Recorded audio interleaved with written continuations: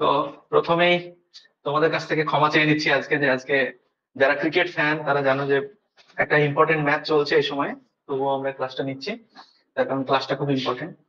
তো আজকে আমাদের বিষয়বস্তু হচ্ছে ode to a nightingale by John Kitts.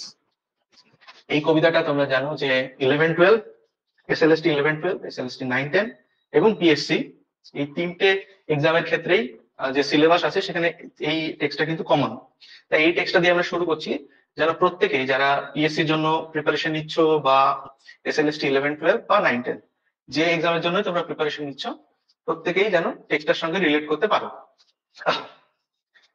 তো বিষয়টা হচ্ছে যে এই যে টেক্সটটা এটা আমরা কিভাবে পড়বো, আমি একটু ব্যাকগ্রাউন্ডটা একটু ডিটেলসে বলবো।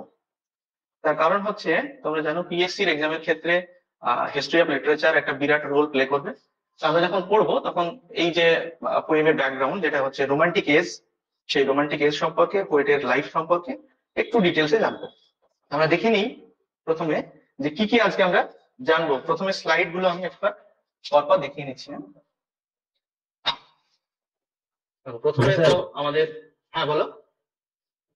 স্যার আমি ক্লাসটা একটু রেকর্ডিং করবেন। রেকর্ডিং মনে হয় চলছে, আমি একবার তবুও দেখে নিচ্ছি। হ্যাঁ রেকর্ডিং চলছে। আগের দিন আসলে একটু সমস্যা হয়েছিল, টেকনিক্যাল সমস্যা, তার জন্য ভিডিওটা তো আমরা দেখতে পাচ্ছি না, শুধু অডিওটা দেখা যাচ্ছে। তো আজকে আশা করি সেই সমস্যা হবে না। তা আমরা প্রথমে দেখবো, দেখো রোমান্টিক এজ সম্পর্কে আমরা জানবো, তারপরে আমরা পোয়েট সম্পর্কে জানবো, জন কিটস এর লাইফ সম্পর্কে, তার পার্সোনাল লাইফ, তার literary works, major themes in his poetry. তারপরে আমরা জানবো অ্যাবাউট দ্য পোয়েম, পোয়েমটা সম্পর্কে কিছু ইম্পর্টেন্ট কথা। তারপরে আমরা দেখবো composition and publication. Next nightingale সম্পর্কে আমরা একটু জানবো, নাইটিঙ্গেল কে লিটারেচারে কিভাবে প্রেজেন্ট করা হয়েছে বা কোথা থেকে এর ইন্সপিরেশন সে বিষয়টা আমরা জানবো। নেক্সট দেখবো পোয়েমের থিমস, জন কিটস এর যে ওড টু আ নাইটিঙ্গেল, এই পোয়েমে কি কি থিমস তিনি ব্যবহার করেছেন, what are the prominent themes. এই সমস্তটা যখন জানা হয়ে যাবে তারপরে আমরা পোয়েমটা লাইন বাই লাইন অ্যানালিসিস করবো। তাই পোয়েমটা যেন তোমরা জানো 8টা স্ট্যান্ডা আছে, সেই 8টা স্ট্যান্ডা আমরা পরপর পড়বো। তারপরে যখন আমাদের পোয়েমটা পড়া হয়ে যাবে তারপরে আবার আমরা এখানে কিছু বিষয় জানবো, সেটা হচ্ছে লিটারেরি ডিভাইস, সেখানে ফিগার্স অফ স্পিচ বা অন্যান্য যে বিষয়গুলো আছে সেগুলো আমরা দেখবো। Form, metre and rhyme scheme, speaker, tone and setting, এবং সব শেষে আমরা দেখবো ক্রিটিক্সরা কি বলেছে এই পোয়েমটা সম্পর্কে। এই হচ্ছে আমাদের পোয়েমের একটা রোড ম্যাপ। আমরা যখন যে পোয়েমই পড়ি না কেন, সমস্ত পোয়েমস এইরকম ভাবে একটা সিস্টেমেটিক ওয়েতে আমরা সমস্তটা কভার করব। সেখানে তোমার ব্যাকগ্রাউন্ড থেকে শুরু করে পোয়েটের লাইফ এবং একটা পোয়েম সম্পর্কে যা কিছু জানা প্রয়োজন আমরা কিন্তু সবটা জানবো। তো প্রথম ক্লাসে আমরা হয়তো টেক্সট শুরু করতে পারবো না, দেখি কতটা আর কি সময় লাগে। রোমান্টিক এজ সম্পর্কে আমরা জানবো। তোমরা জানো John Keats is a romantic poet, এটা আমরা শুনে আসছি, এবং এই পোয়েমটা আমরা হয়তো অনেকেই গ্রাজুয়েশনে পড়েছি, তোমাদের মধ্যে অনেকেই গ্রাজুয়েশনে এই পোয়েমটা পড়েছো। তো তারপরেও আজকে আমরা এসএলএসটি পার্সপেক্টিভ থেকে বা কোনো কম্পিটিটিভ এক্সামের পার্সপেক্টিভ থেকে পোয়েমটাকে পড়বো। তো রোমান্টিক এজ বা রোমান্টিসিজম বলতে কি বোঝে সেটা আমাদের প্রথমে জেনে নেওয়া প্রয়োজন। দেখো এখানে আমি লিখেছি হিস্টোরিক্যাল ব্যাকগ্রাউন্ড। তোমরা জানো রোমান্টিক এজ আসছে নিউ ক্লাসিক্যাল এজের পরে। নিউ ক্লাসিক্যাল এজ 18th সেঞ্চুরিতে চলছিল, তারপরে যখন নিউ ক্লাসিক্যাল এজ এন্ড হচ্ছে তারপরে যে সময়টা সেটাকে আমরা রোমান্টিক এজ বলছি। এখন রোমান্টিক এজের কিছু হিস্টোরিক্যাল ব্যাকগ্রাউন্ড আছে, কিছু হিস্টোরিক্যাল ইনসিডেন্ট যেটা রোমান্টিক এজকে খুব প্রভাবিত করেছিল, বিশেষ করে এখানকার যে রাইটার, সেই সমস্ত রাইটারদেরকে কিন্তু কয়েকটা হিস্টোরিক্যাল ইভেন্ট খুব ব্যাপকভাবে নাড়া দিয়েছিল। সেই হিস্টোরিক্যাল ব্যাকগ্রাউন্ডটা আমরা জানবো। প্রথম যে ঘটনাটা সেটা হচ্ছে ফ্রেঞ্চ রেভলিউশন। কবে হয়েছিল কে বলতে পারবে? French revolution 1789। 1789 হয়েছিল ফ্রেঞ্চ রেভলিউশন। আরো একটা ঘটনা যেটা এই রোমান্টিক এজের হিস্টোরিক্যাল ব্যাকগ্রাউন্ডের মধ্যে পড়ছে সেটা হচ্ছে independence of America. Independence of America French রেভলিউশনের মোটামুটি 6 ইয়ার্স আগে হয়েছিল। আর একটা ঘটনা সেটা হচ্ছে ইন্ডাস্ট্রিয়াল রেভলিউশন।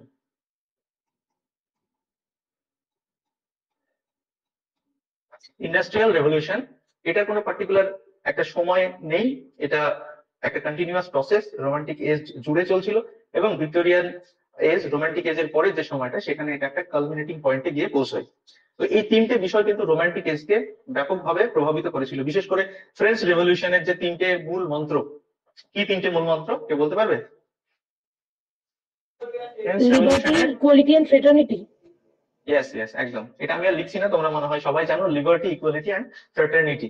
তো এই যে তিনটে মূল মন্ত্র সেটা কিন্তু রোমান্টিক এজের প্রায় প্রত্যেকটা রাইটারের মূল মন্ত্র ছিল, প্রত্যেকটা রাইটারকে এগুলো ব্যাপকভাবে ইনফ্লুয়েন্স করেছিল। বিশেষ করে তোমরা জানো শেলি কিন্তু এই যে রিভলিউশনারি যে স্পিরিট সেটা কিন্তু তিনি এই ফ্রেঞ্চ রেভলিউশনের মধ্যে থেকে নিজের মধ্যে ইনকর্পোরেট করেছিলেন। তো এই হচ্ছে হিস্টোরিক্যাল ব্যাকগ্রাউন্ড। আর একটা বলে রাখলাম যে আমেরিকা, ইন্ডিপেন্ডেন্স অফ আমেরিকা, এটাকে আমরা অনেকেই গুরুত্ব দিই না যে এটা আবার কি ইন্ডিপেন্ডেন্স অফ আমেরিকা, তো ইংল্যান্ডের ক্ষেত্রে তার কি প্রভাব। কিন্তু মনে রাখবে আমেরিকা ছিল ইংল্যান্ডেরই একটা কলোনি। তো সেখান থেকে যখন আমেরিকা ইন্ডিপেন্ডেন্স লাভ করে, ইংল্যান্ডের উপরে ইকোনমিক্যালি একটা প্রেশার পড়ে।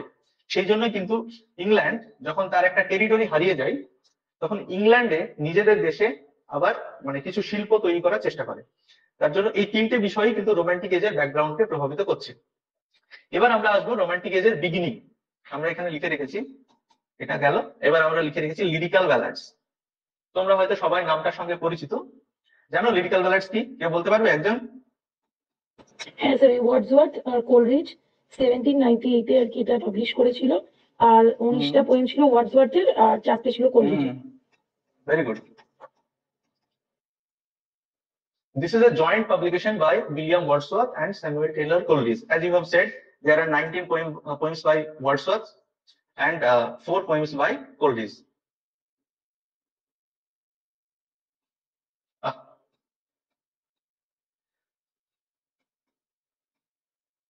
এই পোয়েমটাকে এটা কবে পাবলিশ হয়েছিল বলতে পারবে?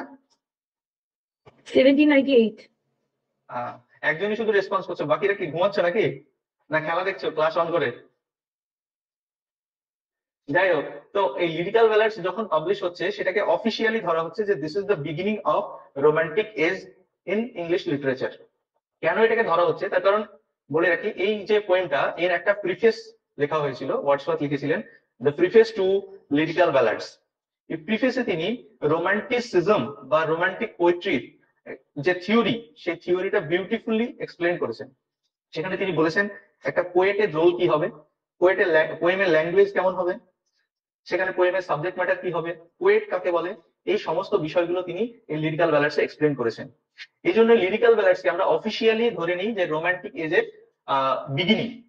আবার অনেক বইয়ে তোমরা দেখতে পাবে যে ফ্রেঞ্চ রেভলিউশন যে সময় শুরু হচ্ছে সেটাকে ধরে নিচ্ছে the beginning of romantic age.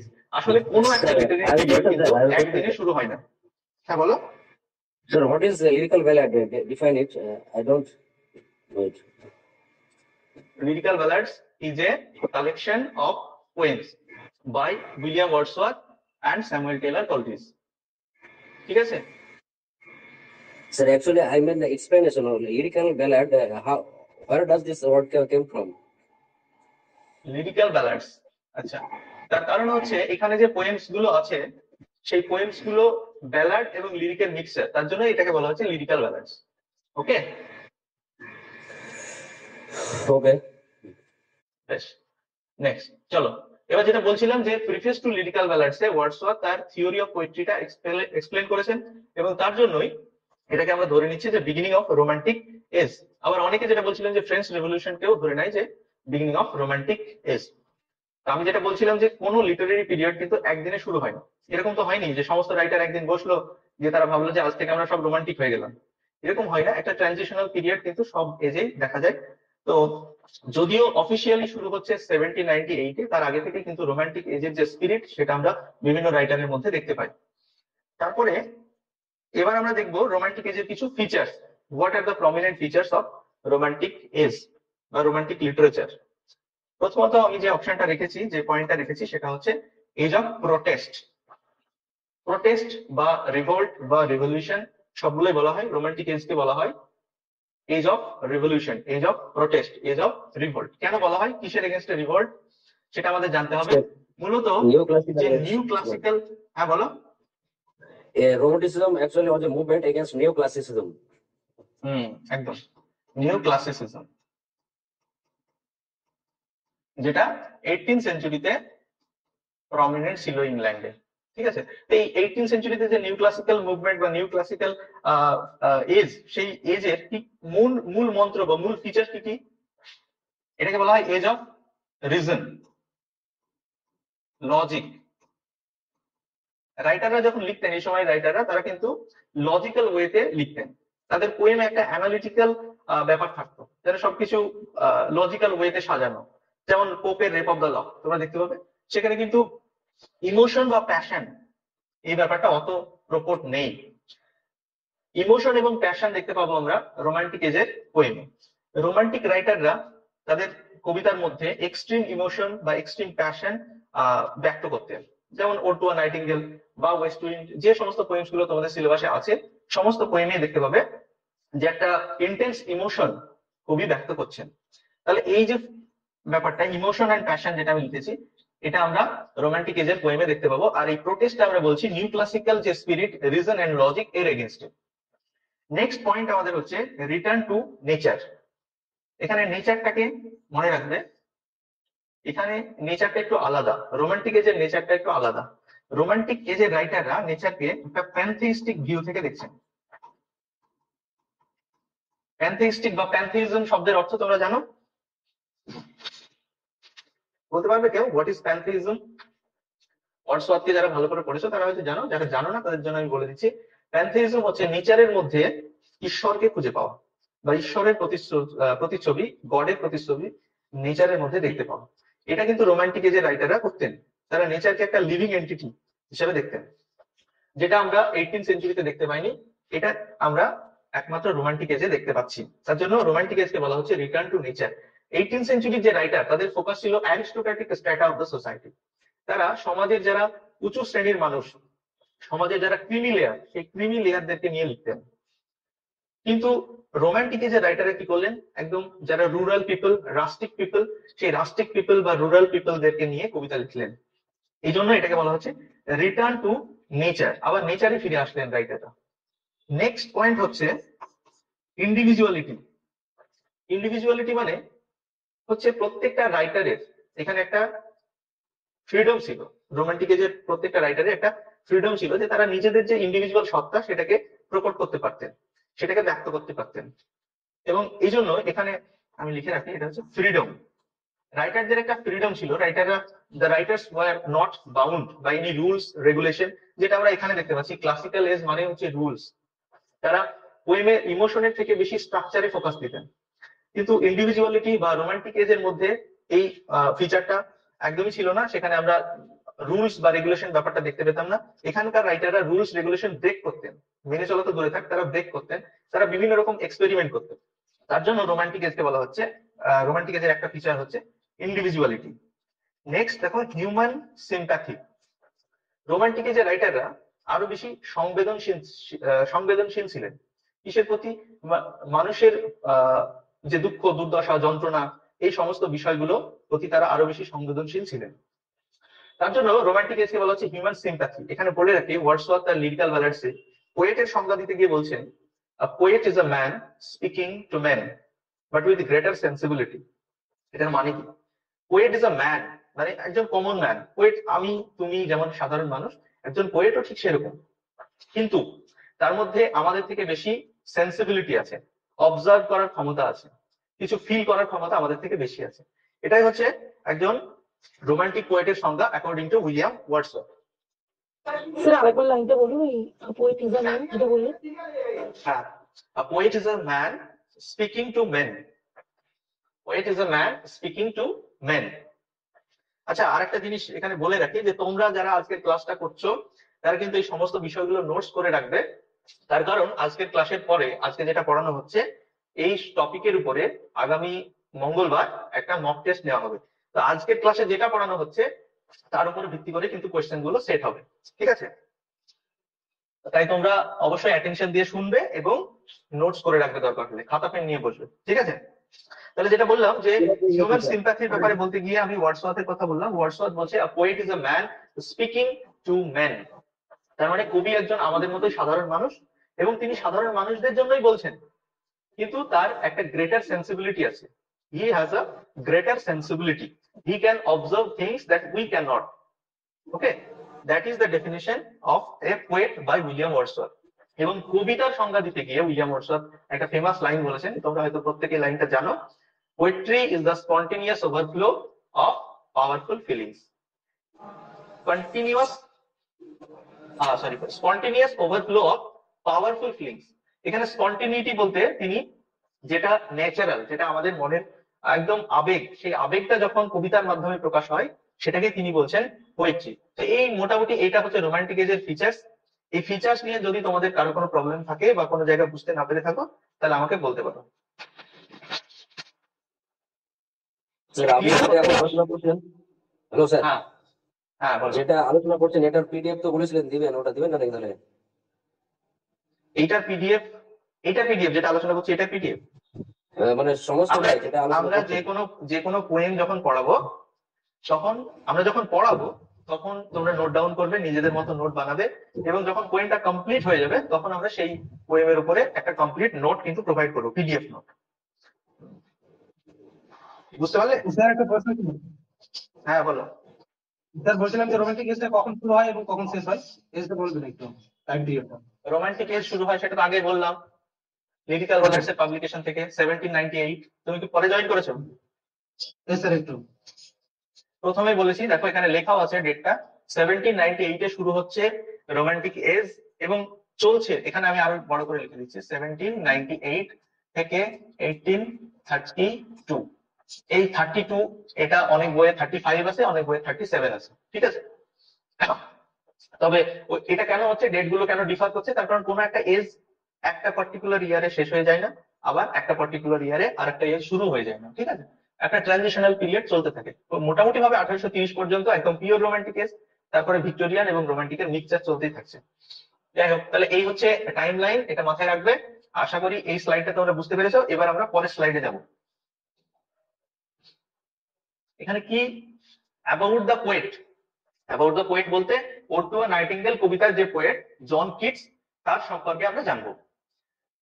তোমাদের হিস্ট্রি অফ লিটারেচারের বইয়ে, যে কোনো হিস্ট্রি অফ লিটারেচারের বইয়ে কিন্তু পোয়েটের লাইফ সম্পর্কে বা যে ইনফরমেশন, অনেক ইনফরমেশন তোমরা পাবে, কিন্তু এখানে আমি কিছু পার্টিকুলার ইনফরমেশন তুলে ধরবো যেগুলো অনেকগুলো হিস্ট্রি অফ লিটারেচারের বই তোমাকে পড়তে হবে, যেগুলো পেতে গেলে, ঠিক আছে? একটা বই পাবে না। তো প্রথম ইনফরমেশনটা কি, second generation romantic poet. John Keats ছিল একজন সেকেন্ড জেনারেশন রোমান্টিক পোয়েট। এই সেকেন্ড জেনারেশন কথাটা মাথায় রাখবে, সেকেন্ড জেনারেশন রোমান্টিক পোয়েট। তার মানে সেকেন্ড জেনারেশন যেমন আমরা বলছি, ফার্স্ট জেনারেশনও রয়েছে। ফার্স্ট জেনারেশনে কারা বিলং করছে সেটা আগে জেনে নিই। হ্যাঁ, ওয়ার্ডসওয়ার্থ, কোলরিজ, ব্লেক, সাউদে, এই চারজন রাইটারকে মোটামুটি ফার্স্ট জেনারেশনের মধ্যে ফেলা হয়, বা এদেরকে বলা হয় এল্ডার জেনারেশন। ফার্স্ট জেনারেশন বা ওল্ডার জেনারেশন। আর এই সেকেন্ড জেনারেশন যাদেরকে আমরা বলছি সেকেন্ড জেনারেশন, এদেরকে বলা হয় ইয়াঙ্গার জেনারেশন। এটা মূলত এজের জন্য বলা হয়, তার কারণ ফার্স্ট জেনারেশনে যারা আছে তারা প্রত্যেকেই বয়সে সেকেন্ড জেনারেশনের পোয়েটদের থেকে অনেক বড়। এখানে তিনজন রাইটার আছেন, বাইরন, শেলি, কিটস।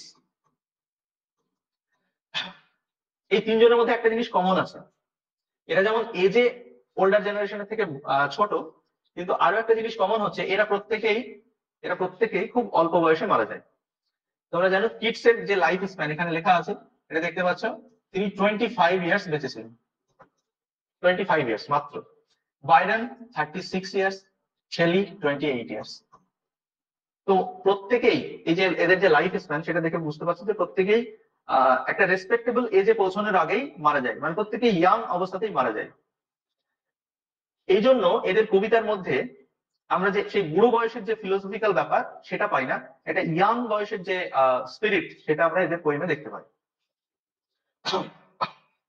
এবং আরো একটা মজার বিষয় এখানে বলে রাখি, যাদেরকে আমরা এল্ডার জেনারেশন বলছি বা বড় জেনারেশন, ওল্ড জেনারেশন, সেই ওল্ড জেনারেশনের প্রত্যেকেই এই সমস্ত রাইটার গুলোর পরে মারা যায়। এটা একটা মজার বিষয় যে যাদেরকে আমরা ওল্ডার বলছি সেই ওল্ডাররাই বেশি দিন বেঁচে থাকছে, আর যারা ইয়াঙ্গার তার মানে এরা দেরিতে লিখতে শুরু করছেন, আবার তাড়াতাড়ি মারাও যাচ্ছেন। এদের অনেক পরে লিখতে শুরু করছেন, আবার অনেক আগেই মারা যাচ্ছেন। এই বিষয়টা মাথায় রাখবে প্রত্যেকে। হ্যাঁ, তার জন্য কিটস হচ্ছে একজন সেকেন্ড জেনারেশনের রোমান্টিক পোয়েট, যে সব থেকে অল্প বয়সে মারা গিয়েছিল।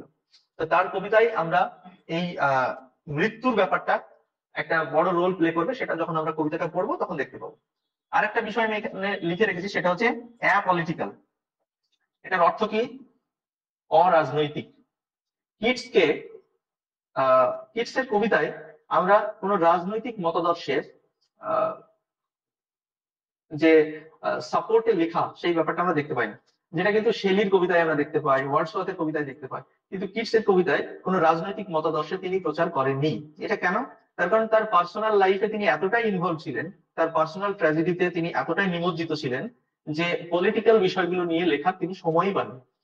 এই জন্য কিটসের লেখার মধ্যে তোমরা কোনো পলিটিক্স ব্যাপারটা সেইভাবে পাবে না, যেভাবে তোমরা শেলির পোয়েমে পাবে, বা রোমান্টিক এজের আরো যারা পোয়েটস আছে, লে হান্ট, সাউদে, কোলরিজ, এই সমস্ত রাইটারদের কবিতায় আমরা কিন্তু একটা পলিটিক্যাল, একটা রিভলিউশনারি স্পিরিট আমরা দেখতে পাবো, যেটা কিটসের কবিতায় আমরা সেভাবে দেখতে পাই না। এর একটাই কারণ, তার পার্সোনাল ট্র্যাজেডি।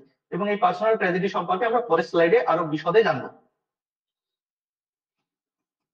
এবার এখানে দেখো আরেকটা জিনিস আমি লিখে রেখেছি, ককনি স্কুল অফ পোয়েট্রি। এই ককনি স্কুল অফ পোয়েট্রি এটা একটা স্ল্যাং। কি বললাম? এটা হচ্ছে একটা স্ল্যাং। এই স্ল্যাংটা ব্যবহার করেছিলেন Blackwood magazine. Blackwood magazine. Keats যখন তার প্রথম কবিতার বই পাবলিশ করছেন, সেই প্রথম কবিতার বইয়ে যে রিভিউ, সেই রিভিউয়ে ব্ল্যাকউড ম্যাগাজিন কিটসকে বলছেন ককনি স্কুল অফ পোয়েট্রি। এটা একটা কি বললাম যে slang. This is a slang used for three poets mainly. একটা হচ্ছে লে হান্ট, বাইরন আর কিটস। সরি, বাইরন না, সরি সরি, সেটা ভুল করে স্যার দিয়েছি। হ্যাঁ, বলছি বলো। স্ল্যাংটা কি? স্ল্যাংটা কি? গালিগালাজ। কাউকে যখন তুমি গালি দাও সেটাকেই স্ল্যাং বলে। হ্যাঁ, খারাপ Okay. ভাষায় কথা বলো, অপমানজনক ভাষায় কথা বলো, সেটাকেই বলে স্ল্যাং। লে হান্ট আর এখানে আমরা লিখবো শেলি। এই তিনজন পোয়েটকে একসাথে ককনি স্কুল অফ পোয়েট্রির মেম্বার বলা হয়। এবং এটা কে বলেছিল? Blackwood magazine. ব্ল্যাকউড মনে রাখবে রোমান্টিক এজের একটা বিখ্যাত লিটারেরি ম্যাগাজিন। তো সেই সময় তারা বিভিন্ন পোয়েমের ক্রিটিক্যাল অ্যাপ্রিসিয়েশন বা রিভিউ তারা প্রকাশ করতেন। তো কিটসের যে প্রথম পাবলিকেশন, প্রথম বইটা, সেটা যখন পাবলিশ হয়, সেই বইয়ের রিভিউয়ে তারা কিটসকে এরকম ভাষায় বলেছিল এবং তার পোয়েমটা প্রচন্ড ক্রিটিসাইজ করেছিল। এটা মাথায় রাখবে, এটা অনেক সময় পরীক্ষায় আসে। হয়তো এই একটা প্রশ্ন দিল যে which of the following is not a member of the cockney school of poetry. তিনটে অপশন দিল, এই তিনটে দিল, তারপরে হয়তো আরেকটা কাউকে দিয়ে দিল, বাইরনকে দিয়ে দিল। তো তোমাদেরকে খুঁজে বের করতে হবে যে which is not a member of the cockney school of poetry. বলো। বলছিলাম যে এই পয়েন্টটা কি ব্ল্যাকউড থেকে নেওয়া হয়েছে স্যার? ব্ল্যাকউড থেকে নেওয়া হয়েছে মানে? মানে কি থেকে লেখা হয়েছে আর কি? এটা ব্ল্যাকউডটা আপনি যে লিখলেন, ব্ল্যাকউড একটা ম্যাগাজিন, বললাম না? ও তো ম্যাগাজিন থেকে প্রকাশ হয়েছে কি এইটা এই ব্ল্যাকউড ম্যাগাজিন কোন থেকে? পয়েন্টটা? কোন পয়েন্টটা বলো? আমি তো কোনো পোয়েমের নামই বলিনি। আচ্ছা, মানে এবার প্রশ্ন বলো, পরীক্ষাতে এসেছিল ওটো কি এসেছিল নাইনটিন পরীক্ষায়? ম্যাগাজিন থেকে প্রকাশ পেয়েছে। হুম, সেটা আমরা আসছি পরে, সেটা অন্য ম্যাগাজিনে, এই ম্যাগাজিনে না। ঠিক আছে, সেটা অন্য ম্যাগাজিনে পাবলিশ হয়েছিল, অন্য একটা জার্নালে পাবলিশ হয়েছিল প্রথম। ঠিক আছে, ম্যাগাজিনও ঠিক না, আছে। এটা হচ্ছে জার্নাল। সেই জার্নালের কথা আমরা পরে আসবো, যখন পাবলিকেশনে আসবো। তোমাদেরকে তো স্লাইড দেখিয়ে দিলাম পরপর যে কোন কোন স্লাইড আমরা জানবো। তো পাবলিকেশন এবং কম্পোজিশনে যখন আমরা আসবো, তখন আমরা জানবো যে নাইটিঙ্গেল কোন কবিতায় পাবলিশ হয়েছিল। তার আগে আমরা পোয়েট সম্পর্কে জেনারেল ইনফরমেশন কিছু জেনে নিচ্ছি। ঠিক আছে, এটা মূলত কিটসের যে প্রথম কালেকশন অফ পোয়েম, সেটার নাম হচ্ছে পোয়েমস। সেই কালেকশনটা যখন পাবলিশ হচ্ছে, তখন এই যে ব্ল্যাকউড ম্যাগাজিন বললাম, সেই ব্ল্যাকউড ম্যাগাজিন তারা একটা আর্টিকেল পাবলিশ করছে। সেই আর্টিকেলে কিটস কে বলছে he is a member of the cockney school of poetry. এটা একটা স্ল্যাং আমি বললাম, যেটা কিটস এর জন্য ব্যবহার করা হয়েছে। বুঝতে পারলে বিষয়টা? স্যার না এখনো বাকি আছে, বলো। হ্যালো স্যার, হুম, বলছি ককনিকে মানে যে বাংলায় ট্রান্সলেট করা হয় তাহলে মানেটা কি হবে স্যার? বাংলায় ট্রান্সলেট করলে কি হবে? হ্যাঁ, এইটুকু ট্রান্সলেট করে নেবে, হ্যাঁ, ডিকশনারিতে। কক। এটা আমি আর বলছি না, এটা ট্রান্সলেট করে নেবে ডিকশনারিতে। ওকে, আমি তো প্রথমে বলে দিলাম যে এটা একটা স্ল্যাং। তো স্ল্যাং এর বাংলা ট্রান্সলেশন কেন জানতে চাইছো তুমি বলো তো? জেনে রাখো যে এটা একটা স্ল্যাং এবং এটার বাংলা ট্রান্সলেশন জানতে হবে না তোমাকে, ঠিক আছে? এবার দেখো পরেরটা হচ্ছে ড্রিমার। কিডস কে বলা হচ্ছে একজন ড্রিমার। কেন ড্রিমার কাকে বলে বলো তো? One who dreams dreamer something. কাকে বলে? হ্যাঁ, যে কল্পনা থাকতে বেশি পছন্দ করে স্যার, বা সে স্বপ্ন করতে কল্পনায় পছন্দ থাকতে করে। বেশি পছন্দ করে। একদম একদম সঠিক উত্তর। তাহলে এখানে আমরা বলবো ইমাজিনেশন। ইমাজিনেশন। কিডস রিয়েলিটির থেকে বেশি ইমাজিনেশনে চলে যেতেন, ইমাজিনেশনে থাকতে পছন্দ করতেন। তার কারণ তার কাছে রিয়েলিটি ছিল প্রচন্ড হাস। তোমরা জানো কিডস এর রিয়েলিটি কেন হাস, তবুও আমরা পরের স্লাইডে আরো বেশি করে আলোচনা করব যে কেন কিডস এর লাইফ ছিল হাস, লাইফ তার কাছে প্রচন্ড ক্রুয়েল ভাবে দেখা দিয়েছিল, এবং সেই জন্যই তিনি কবিতার মাধ্যমে কবিতার জগতে পালিয়ে যেতেন, তাই না? এই পালিয়ে যাওয়াটাকে কি বলে? কবিতার মাধ্যমে কোথাও পালিয়ে যাওয়াটাকে কি বলে? এটা একটা নাম আছে। হ্যাঁ, বলো। হ্যাঁ, Escapist, একদম একদম। হ্যাঁ, তাহলে কিডস কে এসকেপিস্ট বলা হয়, সেটাও আমরা পরে আরো বেশি করে আলোচনা করব। যাই হোক, এই যে স্লাইডটা আমি আলোচনা করলাম, এখানে কারো কোনো প্রবলেম আছে? নাহলে আমরা পরের স্লাইডে যাব। স্যার একটা জিনিস জানার ছিল, বলছি বলো। William Wordsworth, Coleridge, Blake Southey এরাও তো ফার্স্ট জেনারেশন, তো এদের মধ্যে তো এই ওয়ার্ডসওয়ার্থ, কোলরিজ, সাউদিকে হচ্ছে লেক পোয়েটও বলা হয়, তো ব্লেকও কি লেক হ্যাঁ, পোয়েট তাহলে? ব্লেককেও তাহলে লেক পোয়েট বলে না তাই তো? না না, ব্লেক লেক পোয়েট না। উপরে শুধু Blake lake ওরা poet তিনজন লেক পোয়েট তাই তো? হ্যাঁ, লেক পোয়েট কেন বলা হয়, তার কারণ ওরা একটা লেক সিটিতে, লেক টাউন বলে একটা জায়গা ছিল, সেই লেক টাউনে বাস করতেন, তার জন্য ওদের তিনজনকে বলা হয় লেক পোয়েট। আর কোনো কারণ নেই, ঠিক আছে? Okay sir, thank you.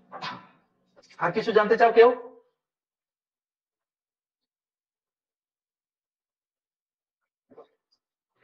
আমরা একটু আস্তে আস্তে এগোবো। অ্যাপলিটিক্যাল মানে কোনো রাজনৈতিক মতাদর্শ আমরা কিডস এর কবিতায় সাধারণত পাই না, বুঝতে পারলে? Okay sir. ওকে, এবার দেখো পার্সোনাল লাইফ। কিডস এর পার্সোনাল লাইফ, আমি এখানে কিছু বিষয় যেটা খুব ইম্পর্টেন্ট সেটা নিয়ে আলোচনা করব। প্রথমে দেখো আমি কিছু পয়েন্টস রেখেছি। একটা হচ্ছে family and disease. Family and disease কেন? তার প্রথমে আমরা ফ্যামিলিটা জেনে নিই। কিডস এর বাবার নাম কি ছিল? থমাস। মায়ের নাম ফ্রান্সিস। এটা হচ্ছে তার প্যারেন্টস। মনে রাখবে এই যে থমাস কিডস তার বাবা, তিনি মারা যান কিডস যখন 9 ইয়ার্স ওল্ড, তখন এই সময় মারা যায়। এবং মারা যাওয়ার কিছুদিন পরেই তার মা দ্বিতীয় বিয়ে করে এবং কিডসদের থেকে সেপারেটলি থাকতে শুরু করে।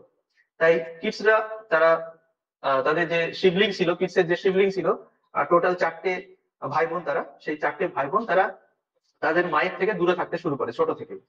এবং তারপরে তার মায়ের আবার সেকেন্ড যে হাজব্যান্ড, সেটার থেকে বিচ্ছেদ হয়ে যায়, ব্রেকআপ হয়ে যায়। তারপরে আবার তার মা ফিরে আসে। এইভাবে তার কিছুদিন পরে আবার তার মাও মারা যায়। যখন কিডসের বয়স মোটামুটি 15 বছর, তখন কিন্তু তার মাও মারা যায়। এবং এই যে থমাস, তিনি একটা বিশেষ রোগে মারা যায়, সেটার নাম হচ্ছে কনজাম্পশন। কনজাম্পশন বা টিউবারকিউলোসিস, যেটাকে আমরা বলি টিবি। টিউবারকিউলোসিস এটা কনজাম্পশনের আর একটা নাম। সেই সময় এই রোগটা খুবই একটা মরণাত্মক রোগ ছিল, তার কারণ এর কোনো ওষুধ ছিল না, এর কোনো ট্রিটমেন্ট সেই সময় আবিষ্কার হয়নি। তাই যার টিবি হতো সেই মারা যেত। এবং এই রোগটা তোমরা মনে রাখবে, এটা হচ্ছে হেরেডিটারি। হেরেডিটারি মানে কি? এটা হচ্ছে জন্মগত, বাবার হলে ছেলের হবে বা মেয়ের হবে, এরকম আর কি, ঠিক আছে? তো এই রোগে তার বাবা মারা গিয়েছিল। এবং কিডসে বললাম যে 4 ভাই বোন তারা, জর্জ, জিও আর জিহি, জর্জ, তারপরে হচ্ছে কিডস, জন কিডস, এবং হচ্ছে অ্যানি, সিস্টার, অ্যান্ড টম। এই হচ্ছে তারা 4 ভাই বোন।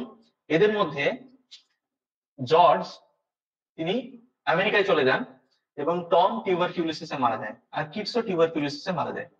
তো এই হচ্ছে তাদের ফ্যামিলির যে ডিজিজের সঙ্গে যে সম্পর্ক, সেটা। তার কারণ প্রত্যেকেই তারা এই ডিজিজে আক্রান্ত হয়েছিলেন এবং প্রত্যেকেই মোটামুটি ভাবে অল্প সময়ে, অল্প বয়সে মারা যায়। তো এই ট্র্যাজেডি কিডসের লাইফের সব থেকে বড় একটা ট্র্যাজেডি, যেটা তার রাইটিং এর মধ্যেও তার প্রতিফলন আমরা দেখতে পাই। এই যে ডিজিজে আক্রান্ত হয়ে মারা গেছে তার বাবা, তার ভাই, এই বিষয়টা আমরা তার যে কবিতা অডওয়ার্ড নাইটিঙ্গেল সেখানেও কিন্তু এই বিষয়ের প্রতিফলন আমরা দেখতে পাই।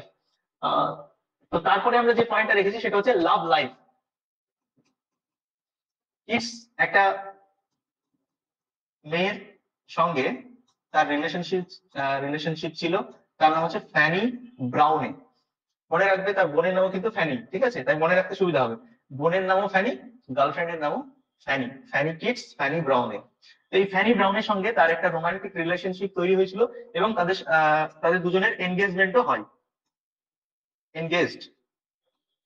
Engage two ফ্যানি brown. কিন্তু কিডসের যখন টিউবারকিউলোসিস দেখা দেয়, তার লাইফে তার হেলথ যখন ডিটোরিয়েট করতে শুরু করে, তখন তাদের ব্রেকআপ হয়ে যায়।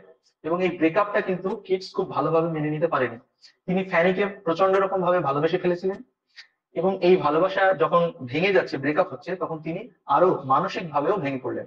একদিকে তার শারীরিক হেলথের পতন ঘটছে, শারীরিক হেলথ ডিটোরিয়েট করছে, অন্যদিকে তার মানসিক হেলথ, মেন্টাল হেলথ, সেটারও কিন্তু ডিটোরিয়েট করছে।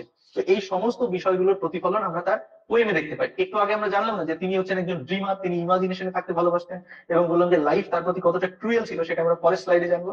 এটা হচ্ছে তার নমুনা যে কতটা লাইফ তার প্রতি ক্রুয়েল ছিল। তার বাবা মা, সিবলিংস এবং লাভ ইন্টারেস্ট সবাই কিন্তু তাকে ছেড়ে চলে গেছিল। এই জন্য কিডসের কবিতায় আমরা একটা মেলানকলিক টোন দেখতে পাই, কিডসের কবিতায় একটা স্যাডনেস দেখতে পাই। তারপরে দেখো the falling of the star. এখানে স্টার বলতে আমি কিডস কে বোঝাচ্ছি। কিডস যখন 1820 ইয়ারটা, যখন 1820, সেই সময়ে কিডসের টিউবারকিউলোসিস প্রচন্ড আকার ধারণ করে। ডক্টররা তাকে পারমিশন, কি বলে, অ্যাডভাইস দেয় যে তোমার হেলথ আস্তে আস্তে বিগড়ে যাচ্ছে, তোমাকে আবহাওয়া পরিবর্তন করতে হবে। তার জন্য সেই সময় কিডস চলে যায় রোমে চলে যায়। তার কারণ রোমের আবহাওয়া ইংল্যান্ডের আবহাওয়া থেকে সুন্দর, তাই সেখানে তিনি চলে যান যেন আরো কিছুদিন তিনি বেশি দিন বাঁচতে পারবেন তার জন্য। তো সেখানে তিনি আলটিমেটলি 1821-এ মারা যায়। 1821, আমি উপরে আগেরটা লিখেছিলাম, 1821-এ তিনি মারা যায় এবং তাকে রোমের একটা সিমেটারি, সেটার নাম হচ্ছে প্রটেস্ট্যান্ট সিমেটারি, এখানে সমাধিস্থ করা হয়, প্রোটেস্ট্যান্ট সিমেটারি। এবং এই এখানে যে পরের যে বিষয়টা আমি এখানে রেখেছি সেটা খুব ইম্পর্টেন্ট। এটা হচ্ছে কিডসের এপিটাফ। এপিটাফ জানো কি? বলতে পারবে? এপিটাফ টম বা সমাধি বলা হয় এটাকে বাংলায়।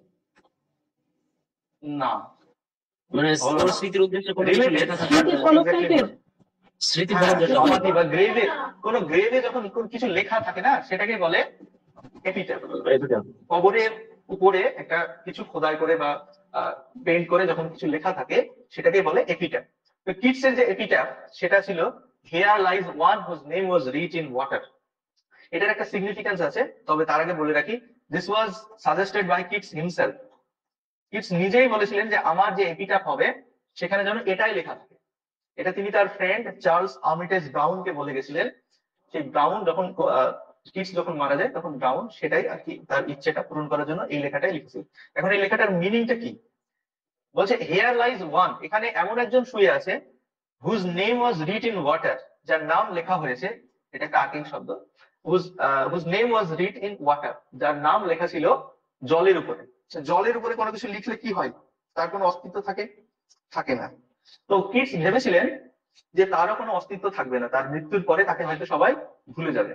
কিন্তু আইরনিক্যালি বা যাই বলো, আজকে কিন্তু কিডস ইমমর্টাল হয়ে গেছে। তিনি যেমন নাইটিঙ্গেলকে ইমমর্টাল করে গেছেন তার কবিতার মাধ্যমে, ঠিক সেই রকম কিডস নিজেও কিন্তু আমাদের কাছে ইমমর্টাল। যতদিন মানুষ পড়বে ততদিন কিন্তু কিডসকে মনে রাখবে, ঠিক সেই শেক্সপিয়ারের বন্ধুর মতো কিডসও আমাদের কাছে ইমমর্টাল। এটা মনে রাখবে, this is the epitaph of John Keats. কবিতা পরীক্ষায় এরকম প্রশ্ন আসতে পারে, হয়তো 4খানা পোয়েটের একটা এপিটাফ দিয়ে দিল একটা করে, এবং বললো যে which of the following is the epitaph of John Keats. তখন তোমাদের এই অপশনটাকে ক্লিক করতে হবে। এখানে কারো কোনো প্রশ্ন আছে, বুঝতে কোথাও অসুবিধা? স্যার এটা কি কিডস নিজেই লিখেছিলেন এই লাইনটা? হ্যাঁ, এই লাইনটা নিজেই তিনি বলে গেছিলেন যে আমি যখন মারা যাব তখন আমার গ্রেভে এটা লিখবে, ঠিক আছে। আচ্ছা। এবং কেন বলেছিলেন সেটা বললাম, যে তিনি মনে করেছিলেন যে আমি যখন কথা বলবো তখন একটু চুপ থাকবে, হ্যাঁ? আমি যখন বলবো যে প্রশ্ন করো বা আমার যখন একটা বলা হয়ে যাবে তখন তোমরা আবার পরে প্রশ্ন করবে, ঠিক আছে? ওকে, তাহলে যেটা বলছিলাম যে কিটস নিজেই বলেছিলেন এটা আমার গ্রেভের উপরে লিখবে, এবং কেন বলেছিলেন তার কারণ তিনি মনে করেছিলেন যে তার কথা হয়তো ওয়ার্ল্ড মনে রাখবে না, তার জন্য বলছে whose name was writ in water. Okay, আরেকজন কি বলছিলে এবার বলো। বলছি স্যার, যে ফ্রেন্ড বলে গিয়েছিলেন সে তার নাম কি? চার্লস আর্মিটেজ ব্রাউন, ওর কথা আমরা একটু পরেই পড়বো আবার, ঠিক আছে? বেশ, আমরা পরের স্লাইডে যাচ্ছি। Literary works of John Keats. John Keats অনেকগুলো ছোট ছোট কবিতা লিখেছেন, আহ, কিন্তু তার জীবিত অবস্থায় মাত্র 3খানা বই পাবলিশড হয়েছে। এই 3খানা বই মাত্র পাবলিশড হয়েছে, মনে রাখবে এটা কোনো বইয়ের নাম না, এটা কোনো বইয়ের নাম না, ঠিক আছে? এই যে 3টে আমি এখানে ইন্ডিকেট করে দিলাম, এই 3টে বই বা অ্যানথোলজি, এটা হচ্ছে একটা অ্যানথোলজি, এটাও একটা অ্যানথোলজি, আর এটা একটা সিঙ্গেল পোয়েম। তো এই 3টে বই তিনি তার জীবদ্দশায় পাবলিশ করতে পেরেছিলেন। ইয়ার অফ পাবলিকেশনটাও আমি এখানে দিয়ে দিয়েছি। তো 3টে বই সম্পর্কে আমি একটু করে বলবো। এটা হচ্ছে পোয়েমস, প্রথমটা হচ্ছে পোয়েমস। এখানে কিছু ছোট ছোট কবিতা কিডসের সেগুলো রাখা হয়েছে, সনেটস, ব্যালাডস, তারপরে তোমার ওডস কিছু, এই সমস্ত, সরি ওডস না, সনেটস এবং ব্যালাডস, এবং কিছু শর্ট পোয়েমস, লিরিক পোয়েম, সেগুলো এই এখানে রাখা হয়েছিল। তো এই পোয়েমটা, এই বইটা যখন পাবলিশ হচ্ছে তখন, এর আগে বললাম না যে ককনি স্কুল অফ পোয়েট্রি বলে অ্যাটাক করা হয়েছিল, তো এই পোয়েমটা যখন পাবলিশ হচ্ছে এই বইটা, তখন কিডসকে ব্ল্যাকউড ম্যাগাজিন এবং দ্য কোয়ার্টারলি রিভিউ, এই দুটো ম্যাগাজিন সেই সময় খুব ফেমাস ম্যাগাজিন ছিল রোমান্টিক এজের, এই দুটো ম্যাগাজিনে কিন্তু কিডসকে অ্যাটাক করা হয়েছিল। এই অ্যাটাক করার মূল যে কারণ সেটা হচ্ছে কিডস ছিলেন লে হান্টের একজন ফলোয়ার। লে হান্ট, নামটা মনে রাখবেন, লে হান্ট। তিনি একজন রোমান্টিক পোয়েট এবং একজন জার্নালিস্ট আমরা বলতে পারি, বা পলিটিশিয়ান অবশ্য।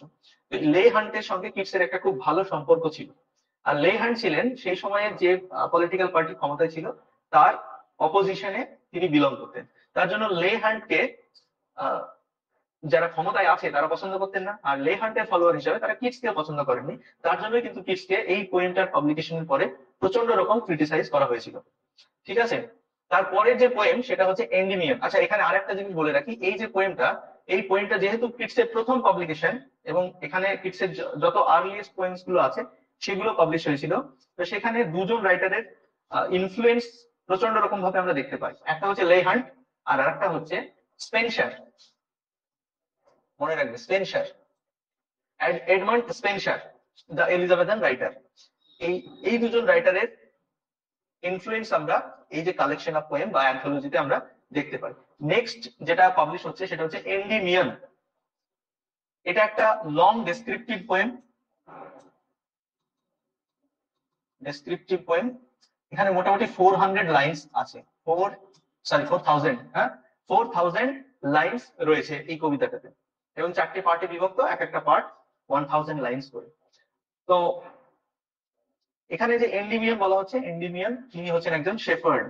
এগুলো পরীক্ষায় আসতে পারে, পিএসসি পরীক্ষায় বিশেষ করে এগুলো ইম্পর্টেন্ট। তোমরা যারা পিএসসির জন্য পড়ছো তারা এই সমস্ত ইনফরমেশন গুলো একটু গুরুত্ব দিয়ে দেখবে, ঠিক আছে? তো এন্ডিমিয়ান ছিলেন একজন শেফার্ড।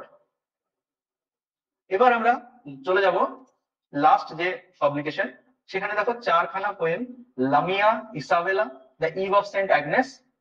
এই 3টে পোয়েমস মূলত বড় বড় পোয়েমস, এবং তার সাথে কিছু আদার পোয়েমস আছে। এই আদার পোয়েমস এর মধ্যে অ্যাডেড ছিল এই ওডস গুলো, যেটা আমরা পড়বো আজকে, ওড টু আ নাইটিঙ্গেল। সেই ওড টু আ নাইটিঙ্গেল কবিতাটাও কিন্তু এই পাবলিকেশনে বা এই যে অ্যান্থোলজি, এই বইটাতে পাবলিশ হয়েছিল। কত খ্রিস্টাব্দে এটা পাবলিশ হয়েছিল? 1820-তে। তাহলে আমরা 3খানা বইয়ের নাম পেলাম যেটা কিডস তার জীবদ্দশায় বা জীবিত অবস্থায় পাবলিশ করতে পেরেছিলেন। একটা হচ্ছে পোয়েমস, যেটা 1817 খ্রিস্টাব্দে পাবলিশ হয়, এবং যেখানে আমরা দেখতে পাচ্ছি স্পেনসার এবং লে হান্ট দুজন রাইটারের ইনফ্লুয়েন্স প্রচন্ড রকম ভাবে ছিল। তারপর হচ্ছে এন্ডিমিয়ান, যেটা একটা ডেসক্রিপটিভ পোয়েম, 4000 লাইন্স সেখানে ছিল। তারপরে হচ্ছে Lamia, Isabella, Eve of Saint Agnes and other poems. এখানে আদার পোয়েমস এর মধ্যে কিডসের যে ওডস, সেই ওডস গুলো পাবলিশ হয়েছিল। টোটাল 6টা ওড তিনি লিখেছিলেন, 6 ওডস। তার মধ্যে ওড টু আ নাইটিঙ্গেল আর ওড টু অটাম, এই দুটো কিন্তু আমাদের এসএলএসটির সিলেবাসে রয়েছে।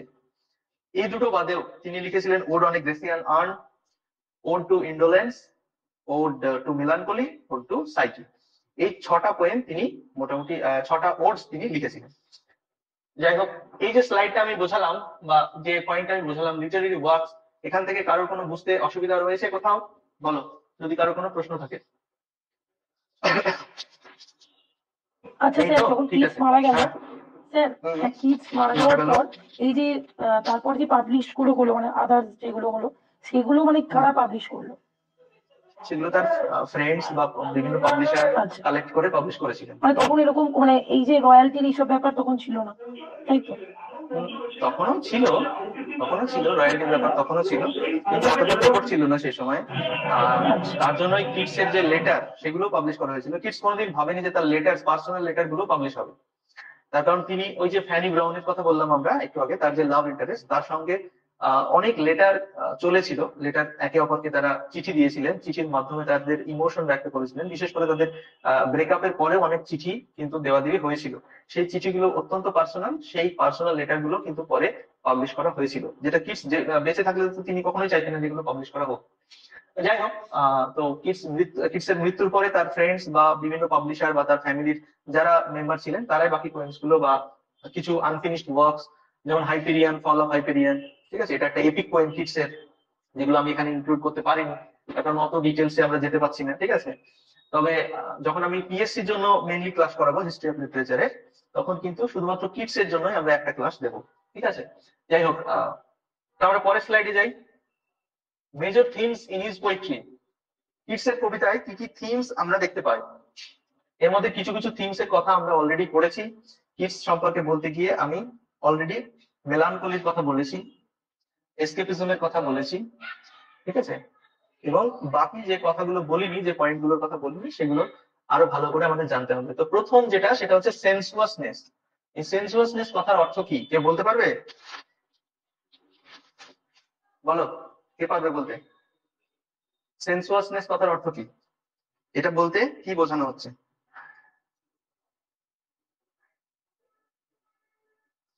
যাই হোক, আমি বলে দিই, তোমরা চুপ থাকছো যেহেতু। সেন্সুয়াসনেস হচ্ছে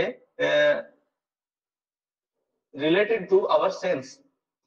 এখানে লিখছি রিলেটেড টু আওয়ার সেন্সেস, মানে আমাদের যে পঞ্চ ইন্দ্রিয়, 5টা ইন্দ্রিয় আছে তো, চোখ, কান, নাক, ত্বক, এই সমস্ত যে ইন্দ্রিয়গুলো রয়েছে, সেগুলোর সঙ্গে রিলেটেড ইমেজারি যখন কবিতায় আহ দেখা যায়, তখন সেগুলোকে বলা, সেই ফিচারটাকে বলা হয় সেন্সুয়াসনেস। তোমরা যারা ওড টু অটম পড়েছো কিডসে, তারা এই বিষয়টা ভালো করে বুঝতে পারবে যে ওখানে টেস্ট থেকে শুরু করে বিভিন্ন ফুল এবং ফলের টেস্ট কিরকম, সেই ব্যাপারটা নিয়ে তিনি প্রকট করেছেন। এবং সেন্ট বা বিভিন্ন ফুলের যে গন্ধ, সেই গন্ধর যে ইমেজারি, সেটা তিনি তুলে ধরেছেন। তো এই বিষয়গুলোকে অ্যাকচুয়ালি সেন্সুয়াসনেস বলে। যেমন ওল্ড টু নাইটিঙ্গেলেও এই ধরনের একটা স্ট্যান্জা রয়েছে যেখানে কিডস এর সেন্সুয়াসনেস প্রকাশ পেয়েছে। তিনি সেখানে বিভিন্ন ফল, বিভিন্ন ফুল এবং যে লতা পাতা গুল্ম জাতীয় গাছ, যেখানে তিনি গার্ডেনে বসেছিলেন, সেই জায়গাটা দেখতে পাচ্ছিলেন, এবং সেগুলোর যে গন্ধ, সেগুলোর যে অনুভূতি, সেটা তিনি প্রকাশ করেছেন। এই অনুভূতি বা গন্ধ, স্বাদ, এই সমস্ত বিষয়গুলো যখন তিনি প্রকট করছেন, সেটাকে বলছে sensuousness. Keats ode to nightingale কবিতায় ওয়াইনকে নিয়ে খুব অনেকটাই বলেছেন আর কি, ওয়াইনের যে টেস্ট সেটা এক্সপ্লেন করেছেন। তো এই টেস্টের যে ইমেজারি বা স্বাদের যে ইমেজারি, সেটাকে আমরা বলবো সেন্সুয়াসনেস, because it is related to our senses. ঠিক আছে, বুঝতে পারলে সেন্সুয়াসনেস? এরপরে আমরা দেখবো গ্লোরিফিকেশন অফ নেচার। এটা আমরা অলরেডি পড়েছি রোমান্টিক এজের ফিচার্স এর মধ্যে। যাই হোক, তো গ্লোরিফিকেশন অফ নেচার বলতে কি বোঝাচ্ছে, তোমাদেরকে একটা লাইনে, একটা ফ্রেজ দিয়ে এই বিষয়টা তোমরা বুঝতে পারবে। সেটা হচ্ছে ইমমর্টাল বার্ড। কোথায় আছে এই লাইনটা, এই ফ্রেজটা? ইমমর্টাল বার্ড, এটা কোথায় আছে বলো, কে বলতে পারবে? Immortal bird, thou wast not for death। আচ্ছা, স্যার ভিডিও কি নাইটিঙ্গেল, শো করছে না? স্যার ভিডিও নাইটিঙ্গেল শো বলতে করছে না? পারবে? হ্যাঁ, একদমই তাই।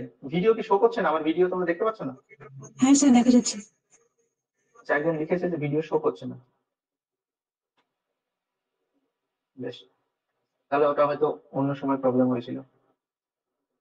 নাইটিঙ্গেল কবিতাতেই আছে ইমমর্টাল বার্ড, তাহলে তিনি নেচারকে বলছেন ইমমর্টাল, এটাই তো গ্লোরিফিকেশন অফ নেচার, যেটা আমি একটু আগে বললাম যে রোমান্টিক পোয়েটরা নেচারকে একটা লিভিং এন্টিটি হিসেবে দেখতেন, একটা এমন কিছু যেটা ইনফাইনাইট, যেটা যার কোনো মরণ নেই, ঠিক আছে, অনেকটা related to something kind of god, ঠিক আছে।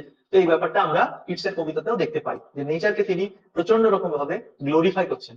এসকেপিজম, এটা যারা বুঝতে পেরেছে তাদের জন্য খুব ভালো, যারা বুঝতে পারেনি তাদের ক্ষেত্রে আমরা বলি, আমাদের আমাদের লাইফে আমরা প্রত্যেকে কিন্তু এসকেপ করি, সেটা অল্প সময়ের জন্য হোক বা একটু 2-5 দিনের জন্য হোক, আমরা এসকেপ করতে সবাই ভালোবাসি। আমরা সবাই ট্যুর করতে যাই, বিভিন্ন জায়গায় সিনেমা দেখতে যাই, বিকেল বেলায় ঘুরতে যাই, এই সমস্তটাই কিন্তু এসকেপিজমের মধ্যেই পড়ছে। যখন আমাদের মানডেন লাইফ নিয়ে আমরা বিরক্ত হয়ে যাই, আমাদের যে পার্সোনাল লাইফ সেখানে যখন কোনো প্রবলেম চলে, তখন আমরা সেখান থেকে, সেই প্রবলেম থেকে একটু দূরে যেতে চাই, এটাই হচ্ছে এসকেপিজম।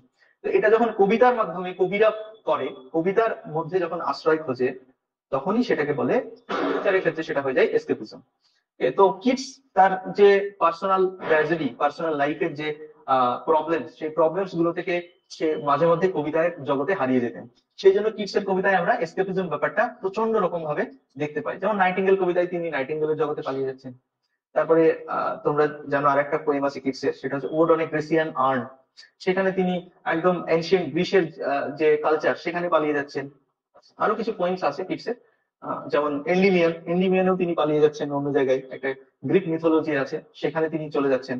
তো এই সমস্ত কবিতার মধ্যে তার যে কবিতার জগতে হারিয়ে যাওয়ার ব্যাপারটা সেটা আমরা দেখতে পাই। এই জন্য কিডসের রাইটিং এ এসকেপিজম ফিচারটা আমরা প্রকট ভাবে দেখতে পাই। মেলানকলি, আমি অলরেডি মেলানকলি নিয়ে অনেক বলেছি আর বলছি না, তার যে পার্সোনাল ট্র্যাজেডি, সেই ট্র্যাজেডির প্রতিফলন আমরা তার কবিতাতেও দেখতে পাই।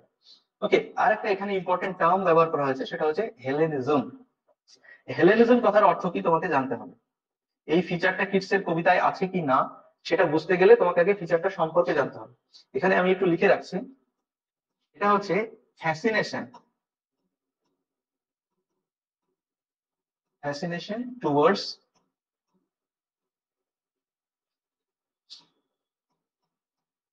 Greek culture and spirit.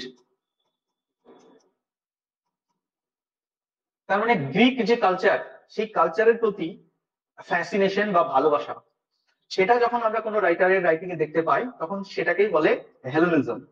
এখন গ্রিক কালচার বা এর বলতে কি বোঝাচ্ছে, গ্রিক দেশের কিছু বৈশিষ্ট্য ছিল, তাদের আর্টের প্রতি প্রচন্ড রকম ভালোবাসা ছিল, তারা বিউটিকে প্রচন্ড কদর করতেন।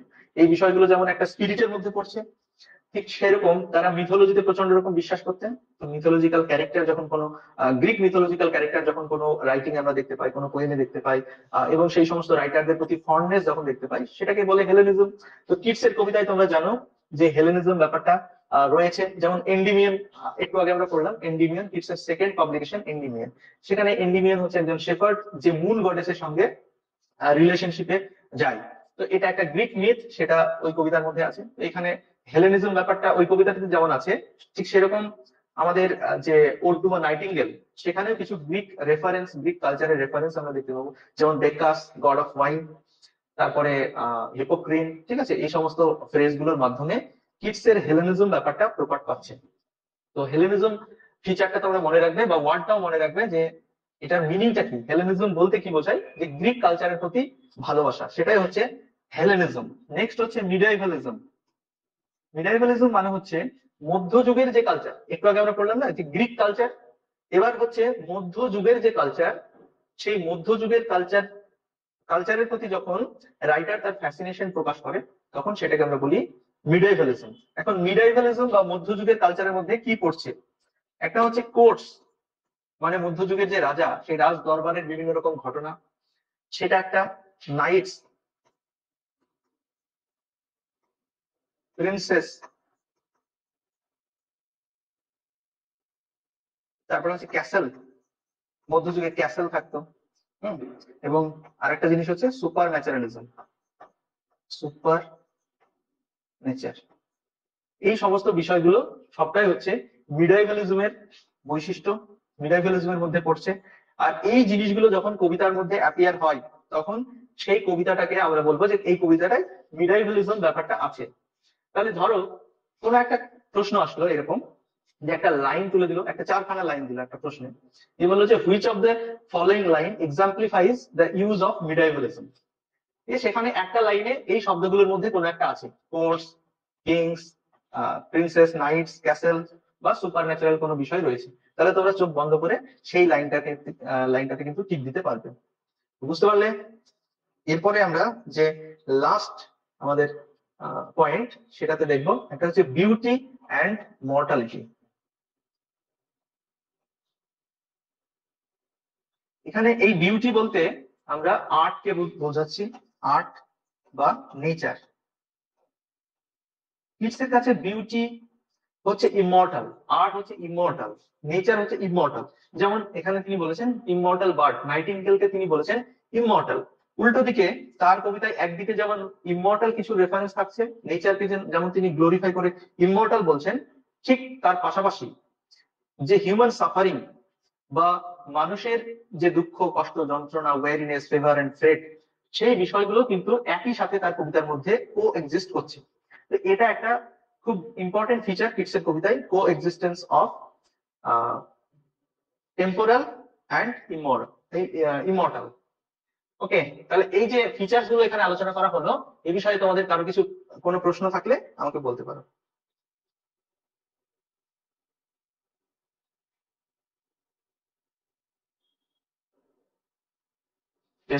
এবার আমরা পরের স্লাইডটা দেখবো, অ্যাবাউট দ্য পোয়েম, মানে ওড টু আ নাইটিঙ্গেল। আমরা কিন্তু ওড টু আ নাইটিঙ্গেলের ব্যাকগ্রাউন্ড পড়ছি, একটু বেশি ভাস্ট ওয়েতে পড়ছি, তার কারণ এগুলো আমাদের পিএসসির যে এক্সাম সেটাতে হেল্প করবে। এবার ওড টু আ নাইটিঙ্গেলকে বলা হচ্ছে কিডসের একটা সিগনেচার পোয়েম, কিডসের একটা সিগনেচার পোয়েম।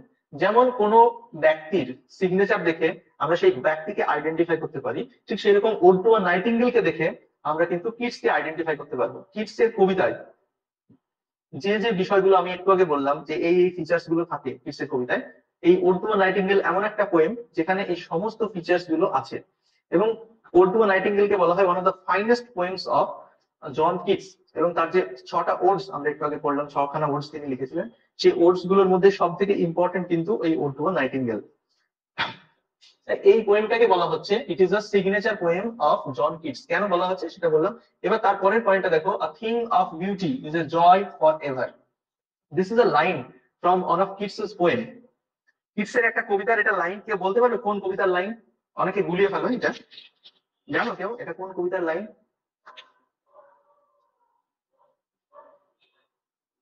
বলো, কেউ কোনো কথাই বলছে না,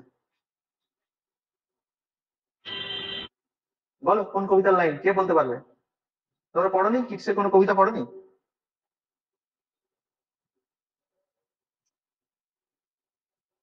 যাই হোক আমি বলে দিচ্ছি, হ্যাঁ, এটা হচ্ছে এন্ডিমিয়ান কবিতার লাইন। এন্ডিমিয়ান, এটা এন্ডিমিয়ান কবিতার প্রথম লাইন। তো এটা আমি কেন রেখেছি নাইটিঙ্গেল বলতে গিয়ে, তার কারণ এটা শুধু একটা কবিতার লাইন না, this is a theory, this is a theory. তিনি বলছেন যে কোনো beautiful thing is immortal, beauty is immortal. তো সেইটাই কিন্তু তিনি কবিতার মাধ্যমে, নাইটিঙ্গেল কবিতার মাধ্যমে আমাদের সামনে প্রকট করেছেন। নাইটিঙ্গেলের যে সং, যে সুমিষ্ট গান, সেই গানকে তিনি ইমর্টাল করেছেন। এবং আমি একটু আগে লাইনটা লিখেছিলাম যে ইমর্টাল বার্ড, তার মানে এই যে লাইনটার মাধ্যমে যে থিওরি প্রকাশ পাচ্ছে, এই থিওরিটা কিন্তু ওড টু আ নাইটিঙ্গেল কবিতায় আমরা খুব ভালোভাবে দেখতে পাচ্ছি। A thing of beauty is a joy for ever. কিডসের যে বিউটির প্রতি ফ্যাসিনেশন, আর্টের প্রতি তার যে ফ্যাসিনেশন বা নেচারের প্রতি যে ফ্যাসিনেশন, সেটা এই ওড টু আ নাইটিঙ্গেল কবিতায় আমরা প্রত্যেকটা স্ট্যান্জাতেই খুব ভালো করে দেখতে পাই। নেক্সট দেখো, human suffering, decay and death. এই যে একটু আগে আগের স্লাইডে আমি বললাম যে coexistence of beauty and mortality, সেটাও কিন্তু নাইটিঙ্গেল কবিতায় আমরা দেখতে পাচ্ছি। প্রথমে আমি রাখলাম যে বিউটি ইজ ইমর্টাল, তারপরের পয়েন্টটা হচ্ছে human suffering, decay and death. Keats যেমন একদিকে নাইটিঙ্গেল কবিতায় একদিকে যেমন তিনি নাইটিঙ্গেলের সংকে গ্লোরিফাই করছেন, তার সুমিষ্ট গানে যেমন তিনি একদম হারিয়ে যাচ্ছেন অন্য একটা জগতে, ঠিক সেই রকম তার পাশাপাশি তিনি হিউম্যান সাফারিংটাকেও কিন্তু তুলে ধরছেন। তাই একদিকে তিনি এক্সট্রিম আনন্দের কথা প্রকাশ করছেন, আবার অন্যদিকে তিনি এক্সট্রিম সরনেসকেও তুলে ধরছেন। তো তো এটা হচ্ছে কিটসের যে নাইটিঙ্গেল কবিতা সেটার একটা বৈশিষ্ট্য। তারপরে যে ফিচার বা তার যে এর পরের যে পয়েন্ট সেটা হচ্ছে নেগেটিভ ক্যাপাবিলিটি। এই টার্মটা তোমরা অনেকেই অনেক জায়গায় শুনেছো হয়তো, কিন্তু এর কি মিন করে এটা এটা আমাদের বুঝতে হবে। তার কারণ কিটস এই টার্মটা কয়েন করেছিলেন মূলত শেক্সপিয়ারকে বোঝাতে গিয়ে। উইলিয়াম শেক্সপিয়ার শেক্সপিয়ার শেক্সপিয়ারের রাইটিং কে তিনি এক্সপ্লেন করছিলেন, তখন তিনি এই একটা টার্ম নেগেটিভ ক্যাপাবিলিটি সেটা ব্যবহার করেছিলেন। এর অর্থ কি, এবং কিটসের বিভিন্ন কবিতায় আমরা এই নেগেটিভ ক্যাপাবিলিটির প্রতিফলন দেখতে পাই বা নেগেটিভ ক্যাপাবিলিটির ইউজ আমরা দেখতে পাই। নেগেটিভ ক্যাপাবিলিটি কি জিনিস, সেটা হচ্ছে মূলত অবজেক্টিভিটি। অবজেক্টিভিটি এটা আমি একটু বাংলাতে খুব ভালো করে তোমাদেরকে বোঝাচ্ছি। সেটা হচ্ছে যখন ধরো শেক্সপিয়ারের একটা ড্রামা ম্যাকবেথ, আমি এই ম্যাকবেথ যখন শেক্সপিয়ার লিখছে তখন ম্যাকবেথে বিভিন্ন রকম ক্যারেক্টার আছে, Banquo, Macbeth, Macduff, Duncan, lady Macbeth, এই সমস্ত ক্যারেক্টার রয়েছে। তো যখন শেক্সপিয়ার ম্যাকবেথের ক্যারেক্টারকে এক্সপ্লেন করছেন, তারপরে ম্যাকবেথের ক্যারেক্টারকে লেখার পরে কোন একটা ডায়লগ লেখার পরে তখন যখন তিনি আবার ডানকানের কোন একটা ডায়লগ লিখছেন, তখন কি করতে হচ্ছে, শেক্সপিয়ারকে প্রথমে ম্যাকবেথের ক্যারেক্টারে ঢুকতে হচ্ছে, তারপরে সেখান থেকে বেরিয়ে এসে আবার ডানকানের ক্যারেক্টারে ঢুকতে হচ্ছে। তার মানে শেক্সপিয়ার এজ এ রাইটার তার যে পার্সোনালিটি বা সাবজেক্টিভিটি, সেই সাবজেক্টিভিটি থেকে বেরিয়ে এসে একটা ক্যারেক্টারের মধ্যে ঢুকতে হচ্ছে, তারপরে সেই ক্যারেক্টারের মুখ থেকে কিছু বলিয়ে নিয়ে তারপরে আবার অন্য একটা ক্যারেক্টারের মধ্যে ঢুকতে হচ্ছে। এটা যে রাইটার যত বেশি ভালো করে করতে পারবে সেই রাইটার তত successful, according to Keats. Keats বলেছেন যে শেক্সপিয়ার এই ব্যাপারটা খুবই সুন্দর করে করতে পেরেছেন। তিনি প্রত্যেকটা রাইটারের মধ্যে ঢোকার সময় নেগেটিভ ক্যাপাবিলিটি ব্যবহার করেছেন। মানে একটা রাইটারের প্রত্যেকটা ক্যারেক্টারের মধ্যে ঢোকার সময় তিনি নেগেটিভ ক্যাপাবিলিটি ব্যবহার করেছেন। তার নিজস্ব পার্সোনালিটিকে দূরে রেখে তিনি ক্যারেক্টার গুলোকে এক্সপ্লেন করতে পেরেছেন। ঠিক সেরকম নাইটিঙ্গেলের কথা যদি আমরা বলি, যে কিটস যখন নাইটিঙ্গেলের জগতে প্রবেশ করছেন বা নাইটিঙ্গেলের গানকে এক্সপ্লেন করছেন, তখন তিনি তার যে পার্সোনাল ট্র্যাজেডি বা তার জীবনের যে দুঃখ কষ্ট যন্ত্রণা সেটাকে কিন্তু তাকে ভুলে যেতে হচ্ছে। ভুলে গিয়ে নাইটিঙ্গেলের গানের সৌন্দর্যকে তিনি বর্ণনা করছেন। তারপরে আবার যখন তিনি নিজের কথায় আসছেন তখন নাইটিঙ্গেলকে ভুলে যাচ্ছেন। এটাই হচ্ছে নেগেটিভ ক্যাপাবিলিটি। বুঝতে পারলে? নেগেটিভ ক্যাপাবিলিটি নিয়ে কারো কোনো প্রবলেম আছে? স্যার আরেকবার বলেন স্যার নেগেটিভ ক্যাপাবিলিটি ডেফিনেশনটা। হ্যাঁ, এটা ডেফিনেশন না, অ্যাকচুয়ালি এটা হচ্ছে এক্সপ্লেনেশন। হ্যাঁ, নেগেটিভ ক্যাপাবিলিটি একটা টেকনিক আমরা বলতে পারি, যে টেকনিকে রাইটাররা লেখে অ্যাকর্ডিং টু কিটস। কিটস বলছেন যে যখন কোনো রাইটার একটা ক্যারেক্টারকে এক্সপ্লেন করছেন, সেই ক্যারেক্টারের মধ্যে তাকে ঢুকতে হচ্ছে। আর একটা ক্যারেক্টারের মধ্যে যখন তুমি প্রবেশ করবে, তখন তোমার নিজের যে ক্যারেক্টার, নিজের যে পার্সোনালিটি, সেটাকে দূরে রাখতে হবে। মানে তোমার পার্সোনাল যত বায়াসনেস আছে, যত কিছু তোমার বিলিফ আছে, সেই সমস্ত বিলিফ, তোমার আইডিওলজি যা কিছু আছে, সবটাকে দূরে সরিয়ে রেখে ওই ক্যারেক্টারের মতো করে তোমাকে এক্সপ্লেন করতে হবে বিষয়গুলো। তার মানে এখানে আরো একটু বলি, ধরো তুমি একটা পার্টিকুলার ধর্মে বিলং করো, তুমি খুব ঈশ্বর বিশ্বাসী, কিন্তু তুমি যখন একটা কবিতা লিখছো, সেই কবিতায় একজন ক্যারেক্টারকে তুমি এক্সপ্লেন করছো, যে ক্যারেক্টারটা হচ্ছে নাস্তিক, অ্যাথেইস্ট। তাহলে সেখানে সেই নাস্তিকের ক্যারেক্টারটা তুমি ততক্ষণ পর্যন্ত ভালো করে এক্সপ্লেন করতে পারবে না যতক্ষণ না তুমি তোমার পার্সোনাল বিলিফটাকে দূরে সরিয়ে রাখবে। তোমার ঈশ্বর ভক্তিকে যখন তুমি দূরে সরিয়ে রেখে সেই নাস্তিকের ক্যারেক্টারের মধ্যে ঢুকে তার মুখ দিয়ে কিছু বলবে, সেটা কিন্তু একদম এক্সট্রিম লেভেলের কিছু তৈরি করবে। এটাই হচ্ছে নেগেটিভ ক্যাপাবিলিটি। যতক্ষণ না রাইটার তার পার্সোনাল বিলিফ বা একটা ক্যারেক্টারের পার্সোনাল বিলিফকে দূরে সরিয়ে রেখে আর একটা ক্যারেক্টারের মধ্যে ঢুকছে, ততক্ষণ সে সাকসেসফুল হবে না। তো এটাকে বলছে নেগেটিভ ক্যাপাবিলিটি। বুঝতে পারলে এবার? হ্যাঁ স্যার বুঝতে পেরেছি। নেগেটিভ ক্যাপাবিলিটি বলতে এটাই বোঝাচ্ছি যে যখন যেরকম পরিস্থিতি তখন সেইভাবে আচরণ করাটাই নাকি? একদম একদম। তুমি যেটা এক্সপ্লেন করছো, যেটা যখন এক্সপ্লেন করছো তখন সেরকম হতে হবে, জিরো পার্সোনালিটি থাকতে হবে। হ্যাঁ, যেমন ধরো একটা প্রত্যেকে কিন্তু নেগেটিভ ক্যাপাবিলিটি অ্যাপ্লাই করে। শাহরুখ খান, সে যখন একটা সিনেমা করছে তখন একটা ক্যারেক্টারের মধ্যে ঢুকছে, পাঠান, তাই না? তোমরা সবাই দেখেছো পাঠান।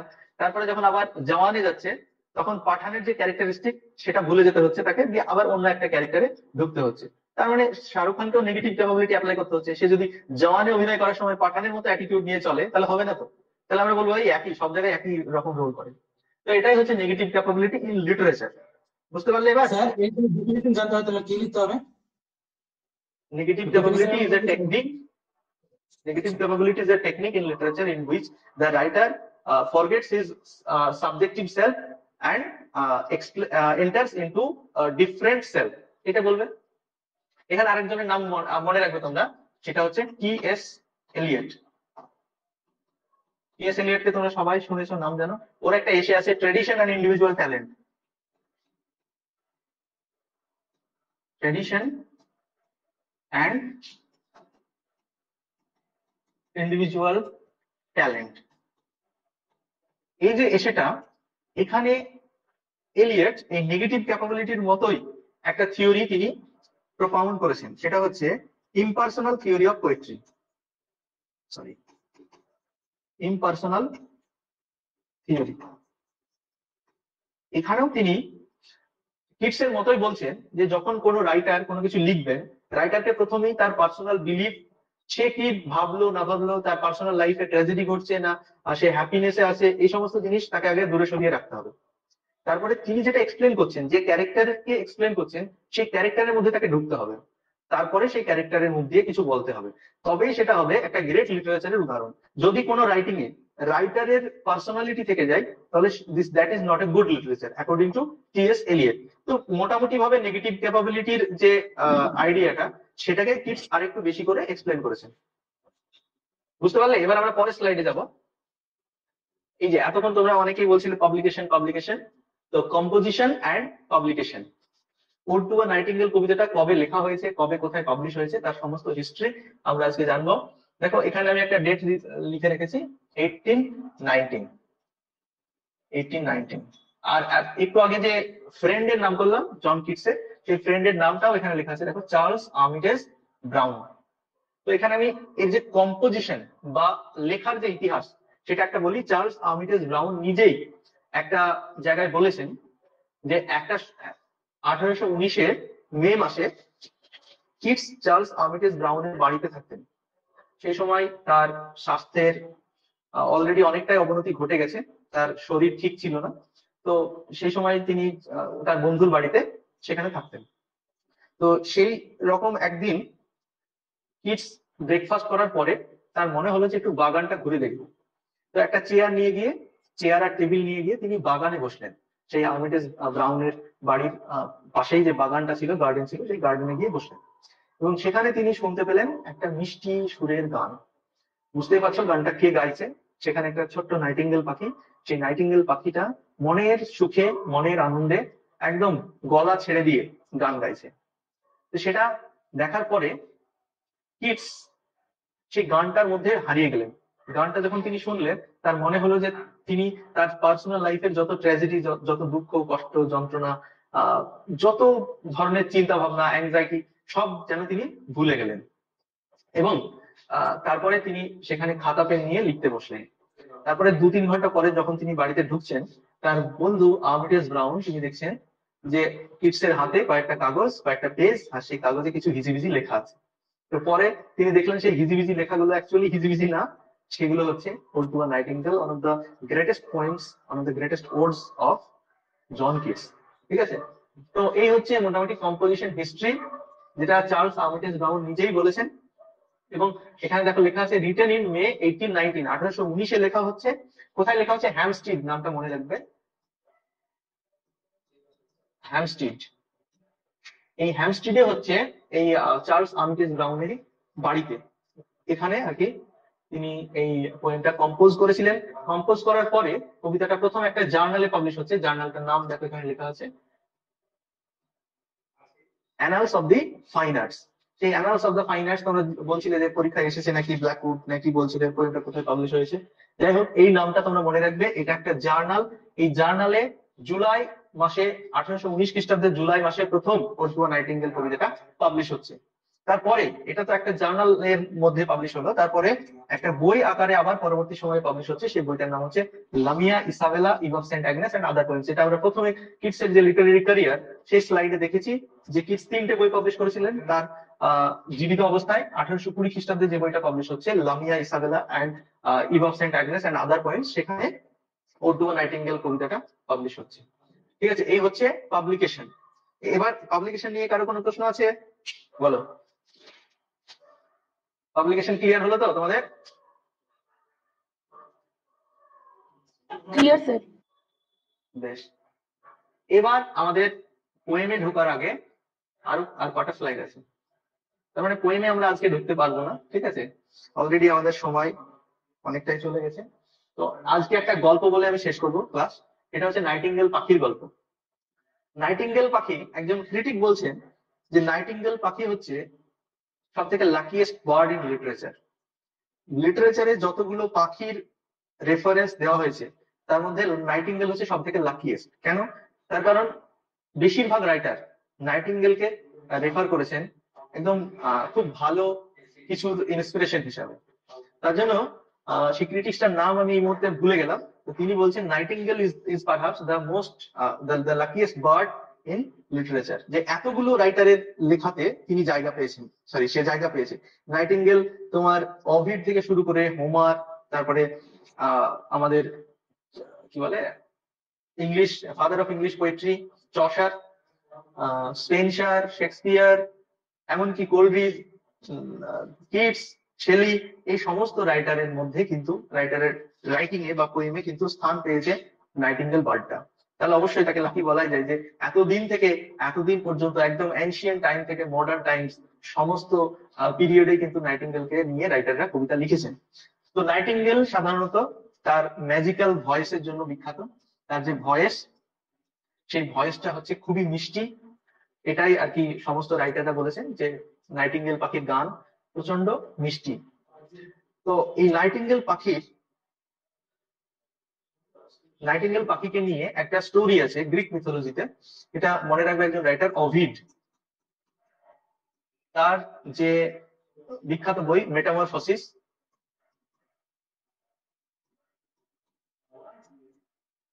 এই বইয়ে একটা স্টোরি বলেছেন। সেটা দুটো সিস্টার, প্রকনি অ্যান্ড ফিলোমেলা, এই দুজনের গল্প তিনি সেই বইয়ে বলেছেন। দুজনের গল্পটা কেমন সেটা আমরা জানবো এই গল্পটা দিয়ে আজকে শেষ করবো। প্রকনে এবং ফিলোমেলা, তারা দুজন খুব বিউটিফুল, দেখতে খুবই সুন্দর।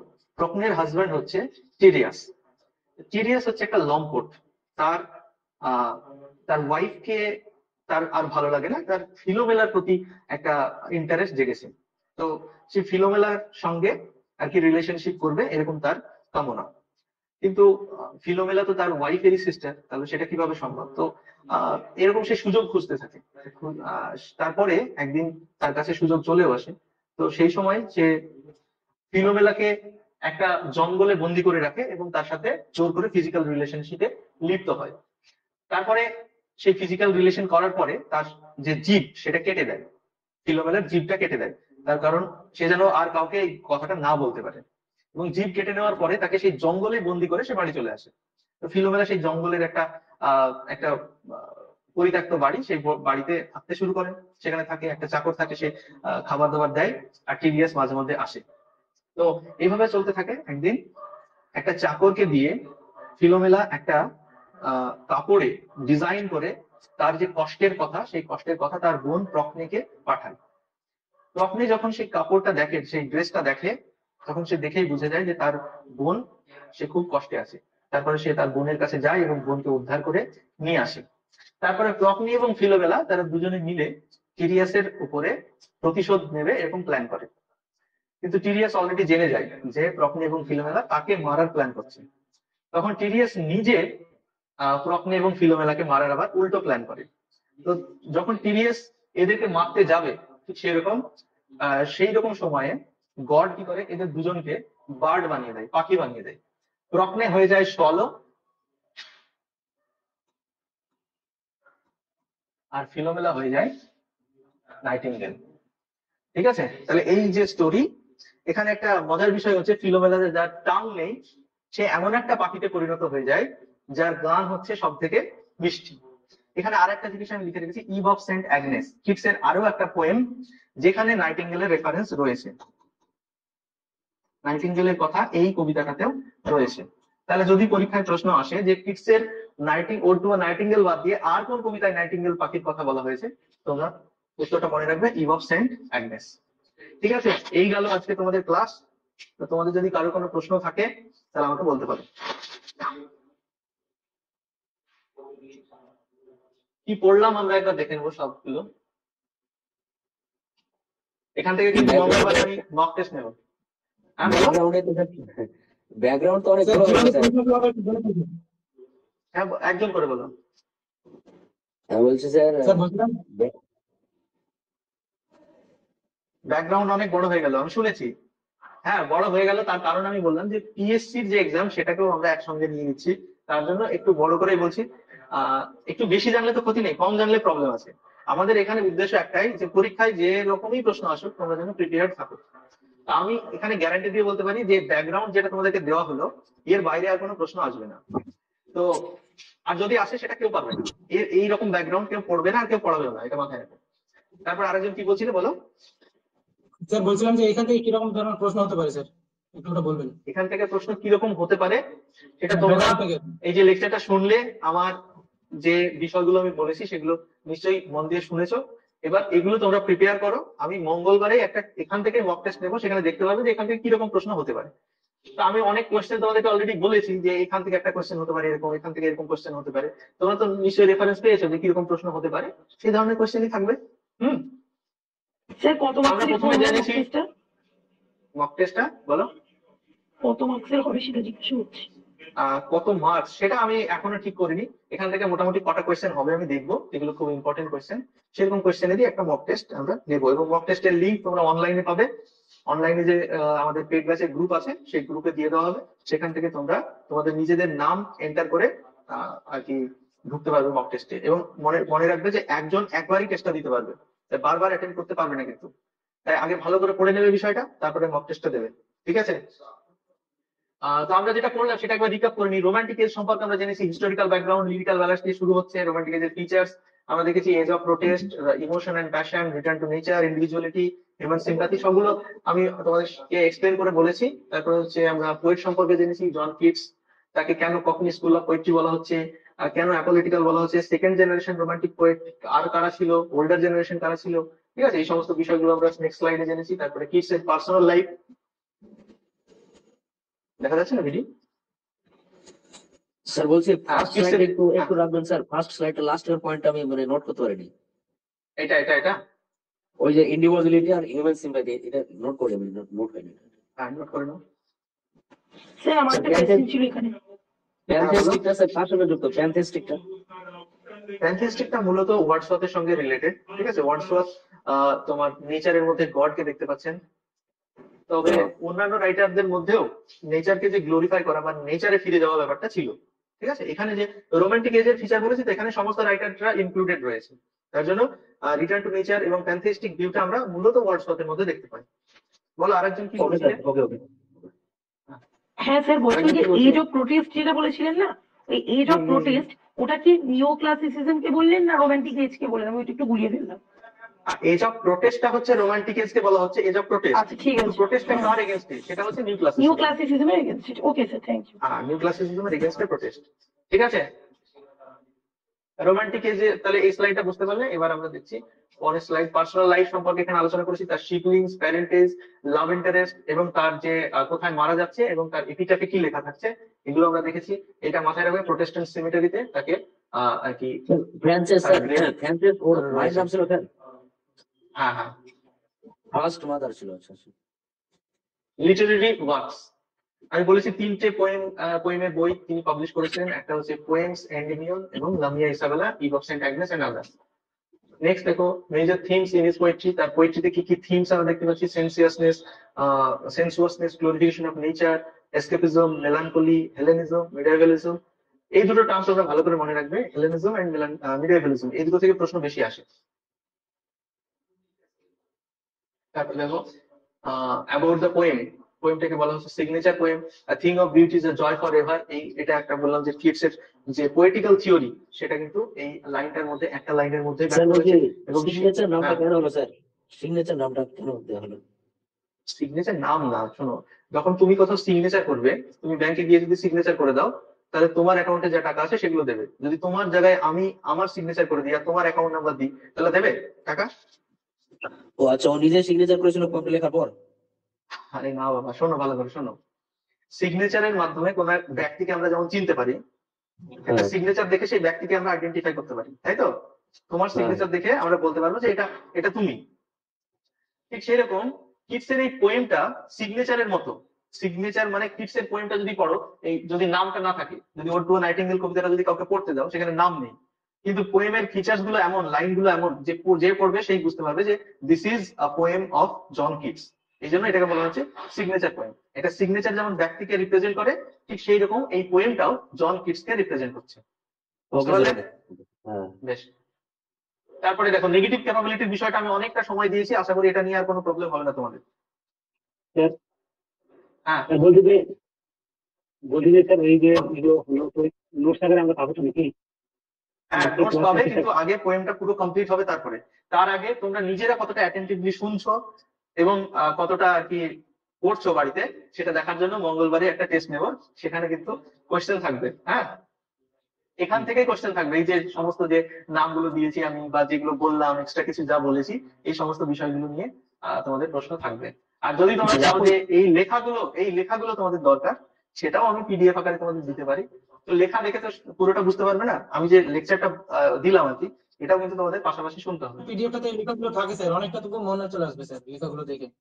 স্যার এটা আচ্ছা, দিয়ে দেখছি দিন যদি এটাকে পিডিএফ আকারে দেওয়া যায়, দেখছি আমি। তারপরে আমরা একটা গল্প শুনলাম, প্রকনি এবং ফিলোমেলার গল্প। এই গল্পটাও তোমরা মনে রাখবে মিথোলজিক্যাল রেফারেন্স, মানে নাইটিঙ্গেল বার্ডটা কোথা থেকে আসছে, নাইটিঙ্গেল বার্ডটা এত কেন সিগনিফিক্যান্ট, সেটা আমরা বুঝতে পারবো এই স্টোরিটা পড়লে। ঠিক আছে, এইটুকু আমরা পড়েছি। এর পরের ক্লাসে আমরা আরো ইন্টারেস্টিং কিছু জানবো, এই যে কবিতা, নাইটিঙ্গেল কবিতার থিমস কি, এবং থিমস জানার পরে কিন্তু আমরা চলে যাব একদম লাইন বাই লাইন স্ট্যান্ডা। শুরু করতাম গেমসটা বলে দিলে আজকে বলে ভালো দেবো? হতো না, এটা হ্যাঁ স্যার বলে দিন। আচ্ছা, অনেক সময় হয়ে গেছে কিন্তু, আমার ডিনার টাইম কিন্তু চলে গেল। হ্যাঁ, হ্যাঁ, বলো। একটু এরকম হয়ে যেত। আচ্ছা আচ্ছা, দেখো ডিজিজ অ্যান্ড ডেথ। আচ্ছা, ডিজিজ অ্যান্ড ডেথ, এটা হচ্ছে মেইন থিম কবিতার।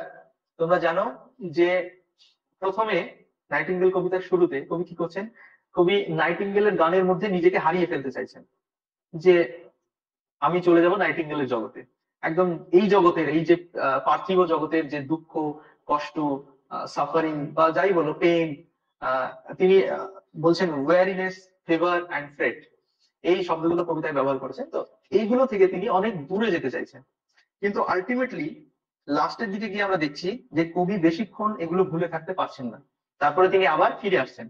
এবং মাঝের কয়েকটা স্ট্যান্ডাতে তিনি কয়েকটা শব্দ ব্যবহার করেছেন, স্পেক্টার